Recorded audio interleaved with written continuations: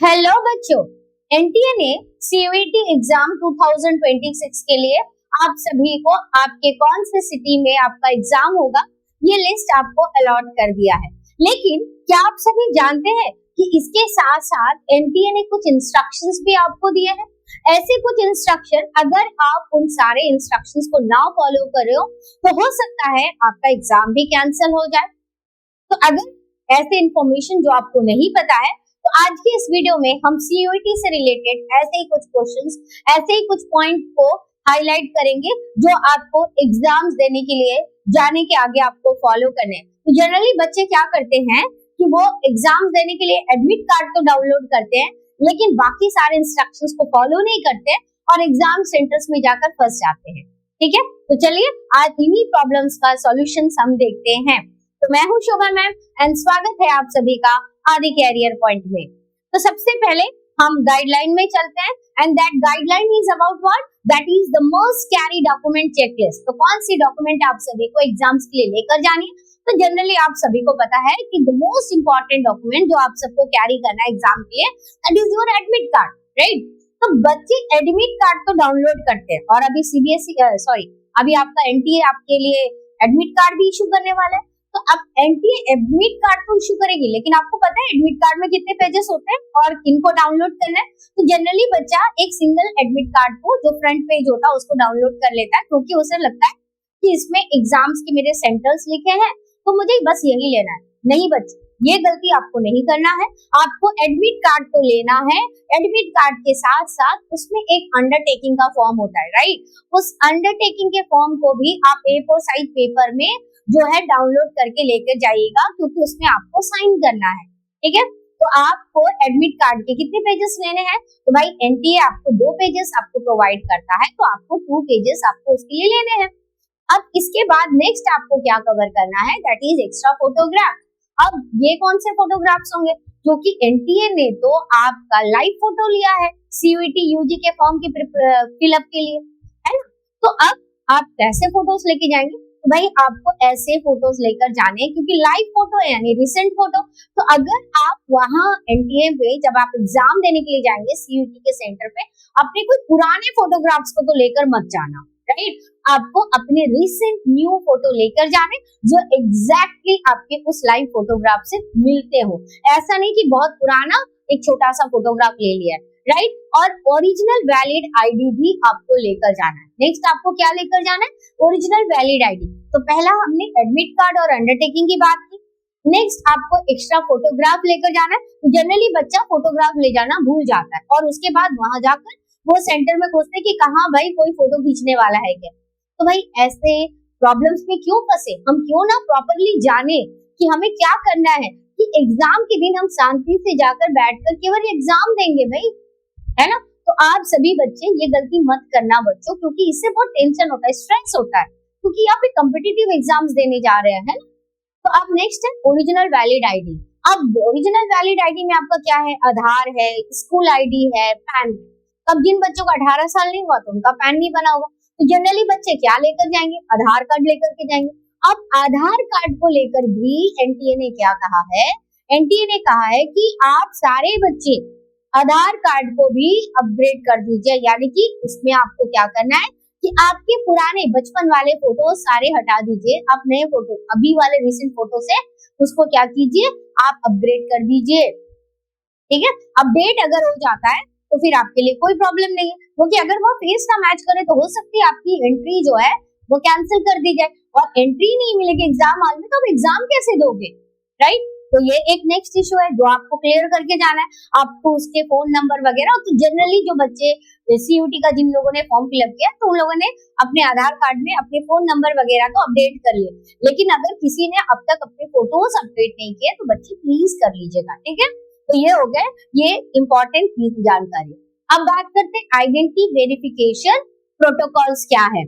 तो अब यहाँ पर एक्सेप्टेड ओरिजिनल्स ओनली। तो आप कुछ बच्चे क्या करते हैं, ओरिजिनल नहीं लेकर के जाते, जेरोक्स लेकर के चले जाएंगे, भाई हो सकता है रास्ते में घूम जाए। तो भाई ऐसी गलती मत कीजिए।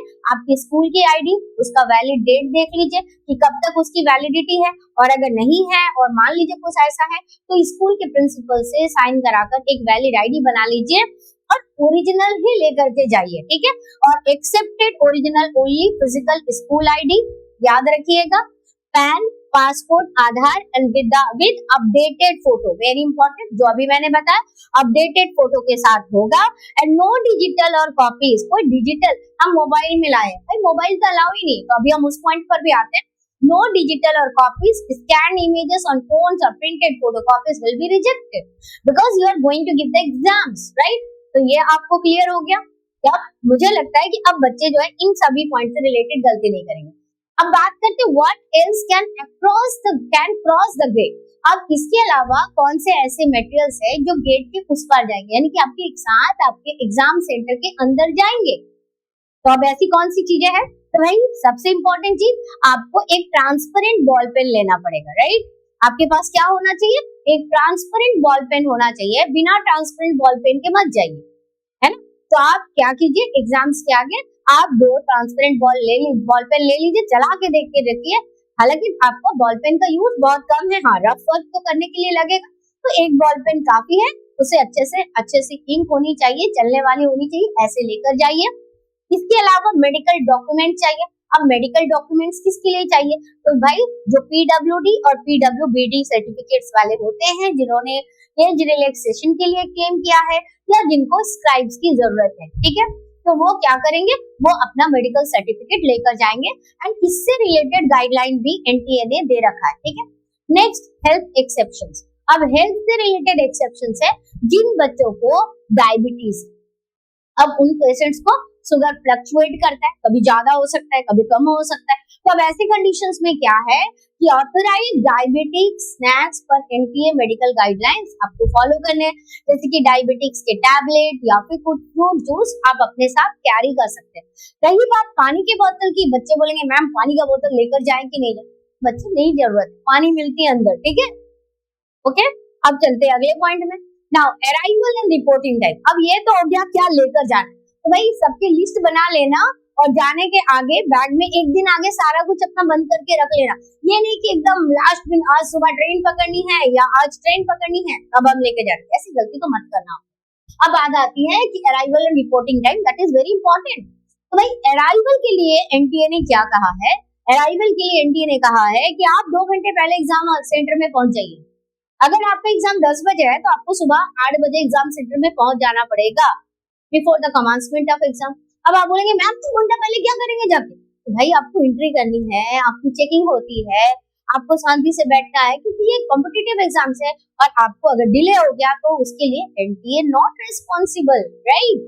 सो नो एक्सक्यूज कि ट्रैफिक भीड़ थी, जैम थी, हम इस वजह से लेट हो गए, बारिश हो रही थी हम लेट हो गए, ट्रेन डिले कर रही थी हम लेट हो गए, ऐसे कोई भी एक्सक्यूजेस को एनटीए एंटरटेन नहीं करेगा, राइट। आपके एग्जामिनेशन सेंटर पे एंटरटेनमेंट नहीं की जाएगी।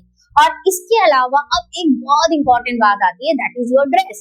तो जनरली बच्चे क्या करते हैं, फुल स्लीव वाले बड़े बड़े ड्रेस या फिर वो कई फैंसी ड्रेस पहन कर चले जाते हैं, हील वाले चप्पल पहन करके चले जाते हैं। तो जनरली एनटीए ने कहा एकदम सिंपल सा आपको ड्रेस पहनकर जाना है। और सबसे बेस्ट मैं कहूंगी एक नॉर्मल टी शर्ट पहन लीजिएगा, इतने हाफ स्लीव्स वाले, और एक आप ट्राउजर पहन करके चले जाइएगा आपका, क्योंकि हमें कोई फैंसी ड्रेस कंपटीशन में नहीं जाना है बच्चों, हमें एग्जाम देना है। तो एग्जाम में सादगी को आपको मेंटेन करना है, तो प्रॉपर ड्रेसअप में जाइए जिससे आपको वहां पर चेकिंग के टाइम पे कोई प्रॉब्लम ना फील हो। नहीं तो लगेगा अरे हमें ये कपड़े अलाउ नहीं कर रहे, ये कपड़े अलाउ नहीं कर रहे, हो सकता है आप फुल स्लीव्स पहनकर चले गए तो उसको कट कर देंगे। तो इससे बेटर है ना कि आप पहले से ही अपना ड्रेस रेडी कर लीजिए, क्योंकि हमको तो एग्जाम देना है, हम साधारण एग्जाम देने जा रहे हैं, हम साधारण बनकर जाएंगे, सिंपल जाएंगे, सिंपल वापस आना।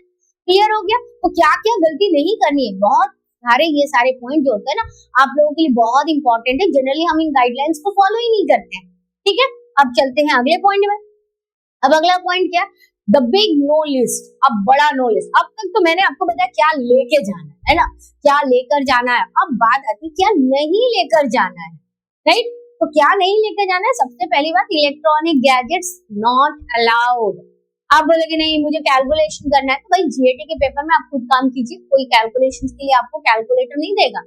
अब रिस्ट वॉचेस की बात करते हैं, तो भाई रिस्ट वॉचेस भी आपके लिए अलाउ नहीं है। जनरली आप कोई वॉच मत पहनना, मोबाइल फोन साथ में नहीं रखना, बैग नहीं रखना, कुछ भी अलाउ नहीं है। No smart watches, no phones, earphones, calculator, Bluetooth device, nothing allowed. Even normal wrist watch भी अलाउ नहीं है बच्चों। यहाँ तो लिख दिया ब्लूटूथ वाले आपके स्मार्ट वॉचेस। जनरली कई सेंटर्स पे आपको नॉर्मल वॉच भी अलाउ नहीं करेंगे, क्योंकि पता नहीं बच्चा कहाँ से क्या चीटिंग का सोर्स लेकर आ रहा है। तो जनरली ये कुछ भी अलाउ नहीं है और वहां जाकर आर्गुमेंट करने की जरूरत नहीं है, क्योंकि हमें एग्जाम देना है और ब्रेन को ठंडा रखना है, ठीक है। क्योंकि एक दिन में कई बच्चों के 3-3 पेपर होने वाले हैं, और अगर हम इस रूल्स एंड रेगुलेशन के खतरे में फंस जाए, बहस में फंस जाए, तो हमारा एग्जाम क्या अच्छा हो पाएगा। तो भाई जो रूल्स बनाया है हमें उस रूल को फॉलो करना है। एनटीए ने सारे चीज पहले दे रखे हैं। Stationery and bags, hand bags not allowed है, ठीक है। Purses not allowed, geometry boxes not allowed, written material not allowed, कुछ भी लिखा हुआ भी नहीं ले जा सकते। याद रखिएगा, जो एडमिट कार्ड आप डाउनलोड करेंगे ना, उसके दोनों पेपर्स पूरे जो पीछे साइड ब्लैंक होनी चाहिए, कुछ लिखकर मत लेके जाइएगा। और इसके अलावा वेयरेबल एंड फूड्स, तो आप मेटेलिक आइटम, इयरिंग वगैरह भी मत पहनना, लड़कियों के लिए स्पेशली। हेवी लॉन्ग स्लीव्स, अभी मैंने बोला ना, long sleeves not allowed. Close shoes, जो आपके बूट होते हैं ना, इस तरह के बूट्स, क्लोज शूज, ये भी अलाउड नहीं है। एंड फूड और वाटर कुछ भी अलाउड नहीं है। Food only allowed for diabetic cases, right, क्योंकि उनका अगर ब्लड शुगर का फ्लक्चुएशंस होगा तो उनके लिए प्रॉब्लम होगा, इसलिए उनके लिए एक्सेप्शनल है। अब उनके लिए एक्सेप्शनल तो ये मत समझना कि मैं बिस्किट लेकर चले जाऊं, केक लेकर चले जाऊं। तो भाई एग्जाम में जाने से आगे भर पेट करके खाना खाकर जाना, खाना खाकर जाना। मतलब अगर दोपहर का शिफ्ट है तो आप खाना खाकर जाना, और अगर सुबह की शिफ्ट है तो अच्छे से एकदम फुल पेट, अच्छे से भरने वाले, पेट भरने वाले नाश्ते को करके जाना, जिससे आपको एनर्जी मिले। क्योंकि अगर आप खाली पेट जाएंगे, 1-2 घंटे पहले आप वहां पहुंच रहे हैं, दूसरा आपने खाया कुछ नहीं होगा, तीसरा आपको 3 घंटे एग्जाम देने, अगर 10 बजे एग्जाम शुरू हो रहे तो आप सुबह 8 बजे पहुंच रहे और आपने कुछ नहीं खाया। अब 10 से आप 1 बजे तक आप भूखे पेट आप एग्जाम कैसे देंगे? तो इससे आपके एग्जाम के ऊपर इफेक्ट होगा, राइट। तो ऐसा काम मत करना बच्चों आपको, ठीक है। तो ये हो गया ये गाइडलाइंस। अब चलते हैं अगले, entering the hall and seating rules. अब जब हॉल में एंटर कर गए तब आपको क्या करना है। तो हॉल में एंटर करने के बाद सबसे पहले आपको जो इन्विजिलेटर होंगे वो आपको क्या करेंगे, वो आपको आपका रूम आपको बताएंगे कि आपका सीटिंग अरेंजमेंट कहाँ है। तो इस तरह से कंप्यूटर, क्योंकि सीबीटी मोड है तो कंप्यूटर लगे रहेंगे, आपको जो सीट अलॉट की जाएगी बस आपको उसी सीट पे जाना है, उसी सीट में आपको बैठना है। Take your allocated seat immediately after the hall open, आप वहां चले गए। आपको उस हॉल रूम में यहाँ वहां नहीं घूमना है, कोई भी किसी से आपको बात नहीं करना है, आप अपनी सीट को चेंज करने की कोशिश मत करना, ये सारा काम आप वहां पर मत करना। अदरवाइज अनफेयर मीन्स के प्रैक्टिसेस में अगर आप पकड़े जाए तो आपका एग्जाम कैंसिल हो जाएगा, ठीक है। तो आपको हॉल में एंटर करने के साथ क्या करना है, आपको इन्विजिलेटर जो सीट देंगे तो आपको वहां आपके रोल नंबर के हिसाब से जाकर बैठ जाना है। Now navigating the computer based test में अब क्या करना है, सब्जेक्ट वेरिफिकेशन। तो भाई आपको जो एनटीए जो आपका एडमिट कार्ड देगी तो उसमें आपका सब्जेक्ट्स मेंशन होगा। अब जो जो सब्जेक्ट्स आपने अपने फॉर्म पे भरे हैं वो सब्जेक्ट्स के आपके एग्जाम होंगे। लेकिन अब ये भी बात है कि जिस दिन आप एग्जाम दे रहे हैं उस दिन आपके कौन से एग्जाम होने वाले, क्योंकि एग्जाम्स के लिए तो मल्टीपल शिफ्ट है, किसी का 2 दिन में एग्जाम है, किसी के 3 दिन में एग्जाम है, ऐसे भी हो सकते हैं। और अगर जिनके 2 दिन में एग्जाम है तो एक दिन में 3 पेपर, दूसरे दिन में 2 पेपर, ऐसा भी है, ठीक है। तो सबसे पहले आपको क्या करना है, आपका जो प्रिंटेड एडमिट कार्ड है जो आप लेकर के गए हैं A4 साइज पेपर में, उसके साथ आपके सब्जेक्ट्स को मैच कर लीजिए।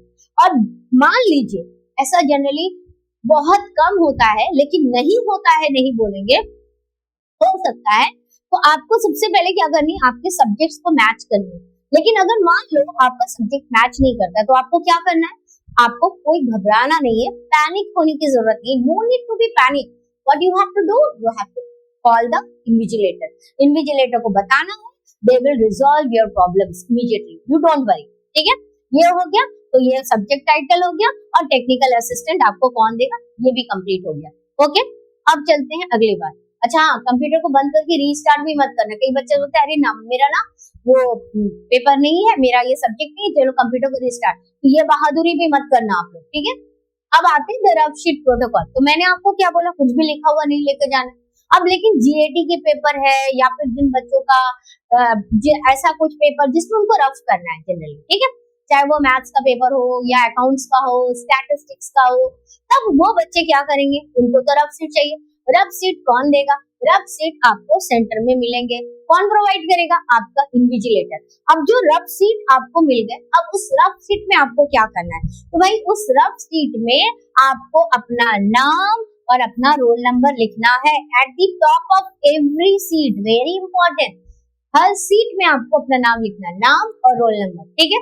अब इसके बाद जब आपके एग्जाम कंप्लीट हो गए, एग्जाम कंप्लीट होने के बाद में जब आप एग्जिट कर रहे हैं, यानी कि जब आप एग्जाम देकर निकल रहे हैं, आपको इस रफ शीट को अपने साथ घर नहीं लाना है।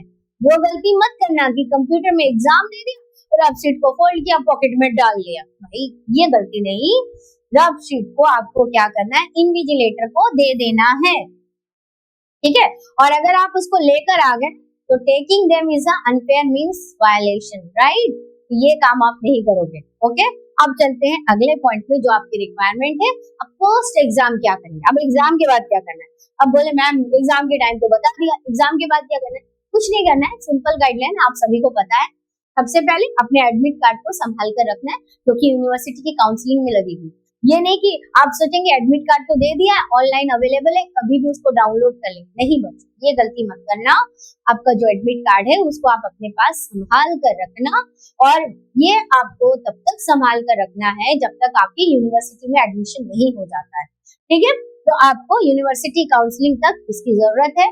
इसके अलावा save confirmation page, the definitive proof of your application. इसके अलावा डाउनलोड स्कोर कार्ड। तो NTA only preserve test data for 90 days post result, तो 90 दिन तक वो रिजर्व करती है, ठीक है। तो आपको इमीडिएटली क्या करना है? हर समय आपको एनटीए के वेबसाइट, सीयूटी के वेबसाइट से जो है अटैच रहना है, उससे अपने आप को अपडेट करते रहना है, ताकि कब आपका जो है आपका आंसर, आपका रिजल्ट आने वाला है, कब आपका आंसर की आने वाला है, राइट। एनटीए आपका जो आपने लिखा है बोर्ड में वो सारा कुछ आपको प्रोवाइड कर देती है, जो सीबीटी मोड में आपने टिक किया है।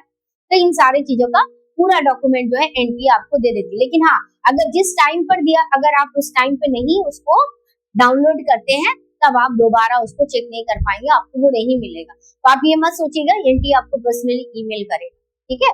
तो इसके लिए रेगुलर आपको किसके साथ में कनेक्ट होने की जरूरत है? एनटीए से कनेक्ट होने की जरूरत है, ओके।